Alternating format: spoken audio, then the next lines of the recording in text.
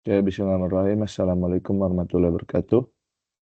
Kami di sini ingin mempresentasikan laporan tugas besar kami, yaitu penetration testing, yang beranggotakan saya Jundiak Darmawan dengan NIM 103032330103, Red Mustafid Amna dengan NIM 103032300175, Ari Raihat Pasaribu dengan NIM 103032330158, dan Forensius Duta Galung dengan NIM 103032330113. Oke, langsung saja. Nah, untuk ini kami memakai tools yaitu DVWA. Nah, di sini kami sudah men-setting DVWA dengan tingkat kesulitan medium. Bisa dilihat di sini kita sudah security level security medium seperti itu. Nah, jadi ini berfungsi untuk latihan untuk mencari kelemahan pada sebuah website dengan cara tidak berjauh dengan tingkat kesulitan rendah. Nah, di sini kami melakukan yang pertama yaitu brute force, melakukan penetration testing kepada framework tersebut, melakukan analisis dan metode. Dari yang pertama ini kita melihat keterangan dari brute force tersebut, yaitu ada medium level. Nah, medium level ini di stage as a slip on failed login string, yang berarti ya, jika login incorrectly maka akan ada extra 2 second wait before the page is visible. Nah, penjelasannya yaitu di bagian page source ini menunjukkan jika fail login maka akan diberikan jeda 2 detik. Nah, bisa dilihat di codingannya yaitu if login failed maka akan slip 2 detik. Nah, kita melakukan brute force ya, menggunakan aplikasi Burpsuit dengan pertama kali membuka tab proxy dengan masuk ke bagian intercept. Nah, bagian sini. Nah, kami menjalankan interceptnya yang awalnya off menjadi on. Lalu kita mengopen browser untuk masuk ke browser dengan settingan browser untuk bisa intercept. Nah, ini ke port swagger. Nah, kemudian kita masuk ke halaman brute force untuk memberikan masukan yang random untuk bisa di-intercept oleh Burpsuit. Nah, ini kita coba vulnerability-nya brute force. Coba lihat, naik dulu. Nah, ini kita coba tes dengan password, misalnya admin123 atau apa password. Nah, ini kita coba, nah username-nya incorrect. Nah, turun. Nah, pada itu hasil intercept-nya kita mendapatkannya dari Burpsuit tadi. Nah, seperti ini. Nah, lalu kita klik kanan untuk masukkan intruder untuk melakukan brute force. Nah, kita masuk ke intruder melakukan brute force attack dengan menggunakan type cluster bomb attack wordlist yang umum dalam sebuah website seperti admin dan password. Dengan itu kita masukkan wordlist payload dan berubah di mana untuk memasukkan wordlist itu menggunakan marking di Burpsuit. Nah, ini kita sudah setting jadi cluster bomb attack di localhost tersebut. Nah, kita cari itu. Nah, kita mendapatkan username-nya dan password-nya seperti itu. Oke, turun. Nah, lalu kita menentukan payload-nya untuk dimasukkan ke wordlist brute force attack tersebut. Untuk username kita menggunakan payload ini, satu mintest dan type-nya runtime file dengan payload count 6 dan request count-nya 42. Nah, selanjutnya kita menggunakan untuk password-nya, untuk payload-nya yaitu 2 test dengan payload type runtime file dan payload count-nya 7 dan request count-nya 42. Lalu kita meng-start attack. Lanjut. Nah, ketika melakukan attack dan dapat log dari hasil kombinasi wordlist yang dimasukkan dari payload, terdapat keterangan seperti response receive dan length. Dan kita melihat sebuah pola di mana ketika payload berhasil memasukkan user dan password yang betul, maka akan memberikan length dan response receive yang berbeda dari hasil coba jika salah seperti itu. Nah, ini bisa kita lihat contoh-contohnya dengan payload. Nah, kita mendapatkan kalau passwordnya ini ya admin dan password dan status code 200, responsifnya 59. Nah, sebelumnya responsifnya berbeda-beda seperti itu dengan lengknya 5142. Nah, lanjut, dan ketika hasilnya dimasukkan maka berhasil login dan lulus tes brute force dengan kesulitan medium. Itu. Nah, mungkin lanjut ke teman saya. Selanjutnya kita akan membahas tentang SQL injection yang mana dengan keterangan untuk SQL injection ini dengan tingkat kesulitan medium bisa dilihat dengan medium level dengan menggunakan SQL injection protection dengan fungsi MySQL real escape string dengan bagian page source dari menggunakan untuk kesulitan medium seperti di bawah dengan menggunakan PHP. Lanjut sekali lagi ke bawah. Dan di sini juga ada vulnerability SQL injection-nya dengan ID 1, first name-nya itu admin, dan juga username-nya itu admin. Dengan tampilan hanya memberikan informasi seperti first name dan surname dari data-data yang di request dengan user ID tersebut, maka kami melakukan SQL injection dengan memasukkan nama sintaks SQL pada page source tersebut menggunakan inspect elemen dan berubah value pada input ID tersebut. Bisa dilihat juga option value-nya ada 5 dengan select name ID dan juga dengan sintaks SQL pada value yang digunakan. Boleh lanjut lagi ke bawah.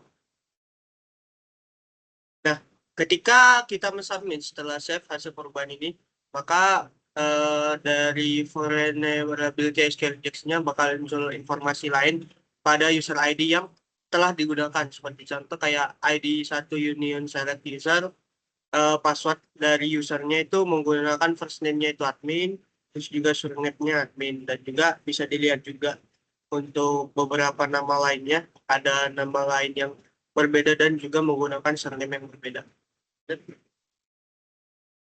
Nah, dengan cara ini, maka Bullsuit dengan menangkap hasil HTTP request dan install untuk bisa di forward ke repeater untuk dimodifikasi untuk close-nya dengan perintah. Untuk ID sama dengan 0, user password form dan user password form user dan submit sama dengan submit. Bisa dilihat untuk history dari HTTP-nya sendiri dari proxy di paket nomor 89 itu ada HTTP localhost dengan port 8080 status post di dalam DFWA vulnerabilities dan SPMI. Request-nya bisa dilihat dan kita mengirimkan ke repeater untuk memodifikasi dari ID dan submit. Lalu bisa kita lihat request-nya di bagian paling bawah itu ada ID sama dengan 0, union select user password from users dan submit sama dengan submit. Oke, ketika kita tekan send atau mengirimkan dan respon hasilnya akan seperti pada di bawah dan kita berhasil mendapatkan informasi dari hasil query injection dari repeater dengan send dan menunggu respon dari hasil modifikasi request repeater. Nah, begini kira-kira respon dari repeaternya itu sendiri. Boleh lanjut. Nah, oke, kita lanjut ke SQL injection tapi yang blind. Perbedaannya dengan SQL injection biasa dengan SQL injection blind itu dengan SQL injection biasa itu bisa attacker melakukan query maka itu akan mengeluarkan seluruh data berdasarkan hasil query attacker. Sedangkan SQL injection blind kita hanya bisa memberikan keterangan bersifat seperti true atau false dari hasil query tersebut. Jadi dengan memberikan seperti sebuah cara untuk bisa mengetahui apakah data tersebut ada di database dengan memberikan delay respon dengan keterangan jika terdapat respon kurang dari maksimal maka data tersebut ada di database dan jika tidak maka tidak ada di database. Tampilan utamanya seperti di bawah itu ada vulnerability SQL injection bind. Nah, ketika kita submit user ID-nya seperti contoh pada gambar itu ada kita mensubmit user ID 1 maka user ID-nya sudah ada di dalam database. Nah, dari tes ini maka akan diberikan keterangan pada tingkat kesulitan medium untuk tes SQL injection. Pada bagian page search untuk tingkat kesulitan medium bisa dilihat menggunakan PHP dan di dalamnya juga kita bisa ngecek query di dalam database-nya dengan select first name, last name from user di mana user ID-nya sama dengan ID. Itu bagian bawah. Nah, beberapa cara untuk melakukan injection, terutama di injection time, itu ada inspect elemen, yaitu langsung merubah value pada halaman webnya, seperti pada contoh gambar. Dengan value yang berbeda memberikan ID yang sudah eksis di dalam database. Boleh sekali lagi ke bawah. Pada bagian kedua itu menggunakan Bullsuit, yang dimana pengguna proxy HTTP story dan repeater request modification untuk respon yang berbeda. Nah, bisa dilihat pada paket 134 itu ada HTTP historinya dengan DFWA vulnerabilities SQL client. Dan requestnya itu kita akan mengirim lagi ke repeater. Nah, lalu kita akan memodifikasi untuk ID dan submitnya. Nah, ketika kita mengirim datanya atau send, akan memberikan waktu sleep selama 5 detik. Dan pengaruhnya seperti waktu untuk dapat respon selama 5 detik dan memberikan positif respon atau true karena ID ini ada di database serta keterangannya direspon. Dengan cara kita mengetahui bahwa ada yang ada di database dengan menggunakan sleep dan sebagai indikasi terjadi sleep ketika data ada di database dan tidak ada sleep atau instan ataupun cepat ketika tidak ada di database data yang kita cari. Oke, selanjutnya XSS Reflect bakal dilanjutkan. Oke, terima kasih. Jadi sebelumnya saya akan menjelaskan dulu apa itu XSS Reflected itu sendiri. Jadi simpelnya itu sebuah jenis serangan siber di mana script itu berbahaya jika disisipkan ke dalam URL atau parameter yang menggunakan permintaan HTTP itu sendiri. Makanya dinamakan Reflected XSS karena itu bakal dipantulkan kembali oleh server ke browser korbannya dalam respon halaman webnya. Dan itu menyebabkan kode jahat itu bisa dieksekusi langsung seolah-olah berasal dari situs web yang dipercaya. Oke, jadi dari sistem yang kita buat ini memberikan sebuah keterangan yang dimana dan juga bagian dari page source untuk tes XSS ini bersifat reflected dengan perbedaan dengan store adalah reflected XSS ini nggak bisa disimpan dalam remote web application. Dan oleh karena itu, attacker hanya bisa menggunakan skill social engineering kayak make email, chat, atau make link phishing ke arah korbannya langsung. Nah, di sini dengan tingkat kesulitan medium level ini, developer tuh memberikan perintah hapus teks melalui script untuk tidak terjadi scripting pada XSS oleh attackernya. Bisa dilihat di vulnerability-nya di sini yang reflected cross-site scripting-nya. Di sini kan ada what's your name. Nah, di sini kita input apa aja muncul hello keamanan cyber. Nah, di sini kelihatan bahwa tingkat kesulitan ini itu ketika kita memberikan script tetapi developer itu tetap memberikan exception dengan replace string dengan reference ke script-nya.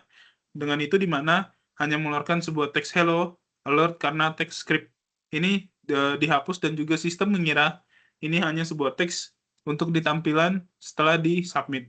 Nah, di sini kita masukin script URL-nya langsung dalam what's your name-nya. Ketika di-submit, muncul di hello alert-nya, di dalamnya tuh ada dokumen cookie-nya. Ketika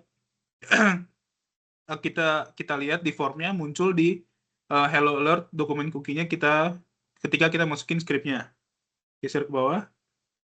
Nah, di sini dia itu bukan case sensitive, jadi kita bisa menulis script ketika kita masih bisa mengeksekusi perintahnya. Bisa dilihat dari script yang kita masukin langsung di URL webnya. Di sini langsung localhost itu ngasih tahu kalau tingkat security-nya itu medium, terus ada juga PHP SSID-nya juga ditampilkan. Nah, di sini kita berhasil mengeluarkan cookie-nya dari hasil eksekusi perintah tadi yang disuntikan ke dalam webnya langsung. Dan sistem ini biasanya digunakan sebagai link phishing oleh attacker kepada korban, di mana korban diberikan link palsu berisi script tersebut untuk dibuka, dan yang terjadi di mana pada script tersebut berisi redirect untuk informasi cookie tersebut untuk disimpan di perangkat attacker untuk dipakai untuk meretas informasi akun korbannya. Nah, di sini bisa kita lihat contohnya seperti ketika attacker menggunakan sebuah HTTP server untuk menyimpan informasi cookie dari korbannya, di sini dia bakal menyimpannya di perangkat dia dengan contoh sebagai berikut.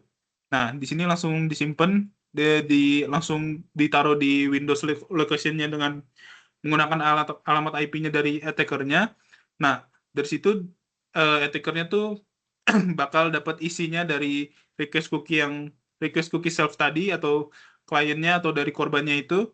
Nah, jadi pas korban yang ngebuka link ini bakal otomatis ngirim cookie dari korbannya itu ke lokasi si attacker-nya, alamat IP attacker-nya. Bisa dilihat dari log ini tuh, bisa dilihat dari lognya tuh, contohnya tuh bahwa setiap user atau korban yang masuk ke halaman server menggunakan link dari attacker tersebut akan mengeluarkan cookie mereka dan di-broadcast di pemilih server owner tersebut. Mungkin segitu saja penjelasan sederhana dari XSS yang reflected. Selanjutnya akan dijelaskan oleh teman saya. Oke, terima kasih sebelumnya. Sekarang saya akan menjelaskan bagian XSS Store. Dengan tadi yang sudah dijelaskan untuk bedanya XSS Store sama Reflected itu, untuk XSS Store itu dia disimpan langsung di server tersebut atau bisa disimpan dalam database. Jadi sehingga dari user lain atau dari user-user yang baru masuk ke halaman tersebut yang sudah dimodif oleh attacker, maka dia akan memberikan tampilan-tampilan yang sudah dimodif oleh attacker tersebut. Contohnya seperti ini, dari keterangan vulnerability, pada versi di tingkat medium menunjukkan beberapa measure untuk pengaturan dalam tersebut, seperti penguatan text script dan mengapa space untuk tingkat kesulitan medium untuk testing SSS Store. Dengan objektif dari yang untuk SSS Store ini yaitu dengan rencananya adalah redirect everyone ke web attacker yang dipilih. Dengan tingkatnya adalah dengan developer hanya memberikan sebuah protection yang tapi tidak selesai untuk semua file yang sama. Dengan perbedaannya itu seperti yang saya dijelaskan sebelumnya ya. Perbedaan dengan store dan reflector adalah pada store ini isi dari data atau script dari hacker sudah tersimpan di server dan akan bisa dilihat atau dibaca oleh sistem oleh user lain, terutama komen seperti pesan dalam forum yang diisi atau retas oleh hacker dan bisa ditampilkan di halaman depan dan dapat dibaca oleh semua user pada forum tersebut dan hanya bisa di-reset halaman tersebut jika pemilik mereset server atau mereset database server tersebut yang berkaitan dengan isi dari attacker. Dengan ini kita menggunakan metode tag dalam tag disimpan di tengah tag untuk bypass sistem pengecekan script ini. Dengan pertama, dari keterangan sebelumnya ini text box hanya memiliki batas untuk pengisian teks sebesar 30 dan kami ubah untuk size-nya menjadi 100 untuk bisa memasukkan script ini dan juga maksimal menjadi 100 untuk bisa memperjelas penulisannya.